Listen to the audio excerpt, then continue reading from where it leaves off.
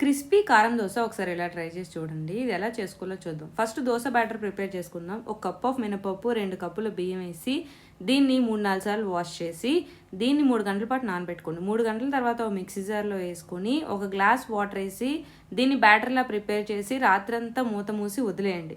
పొద్దున లేచి మీకు సరిపడా ఉప్పు వేసుకొని దీన్ని బాగా కలిపి రెడీగా ఉంచుకోండి. ఇప్పుడు దోశకు కావాల్సిన కారం చేసుకుందాం.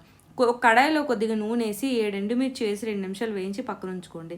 ఇప్పుడు మిక్సీ జార్లో 2 ఉల్లిపాయలు, 6 వెల్లుల్లి రెప్పలు, మనం వేయించుకున్న ఎండుమిర్చి, అలాగే చిన్న పించ్ ఆఫ్ చింతపండు వేసి పేస్ట్లా చేసి దీనిలో కొద్దిగా ఉప్పు వేసి బాగా మిక్స్ చేసి పక్కన ఉంచుకోండి. ఒక పప్పుల పొడి చేస్తున్నాను. ఒక మిక్సీ జార్లో 1 కప్పు రోస్టెడ్ చనాదాలు, 5-6 వెల్లుల్లి, కొద్దిగా ఉప్పు వేసి పౌడర్లా చేసి పక్కన ఉంచుకోండి. ఇప్పుడు దోశ తవాని హీట్ చేసి తవా అంతా బ్యాటర్ స్ప్రెడ్ చేసి దాని మీద మనం చేసుకున్న రెడ్ చట్నీ వేసి దాన్ని కూడా స్ప్రెడ్ చేసి మనం చేసుకున్న పప్పుల పొడి వేసుకొని దాని చుట్టూ ఆయిల్ వేసుకుని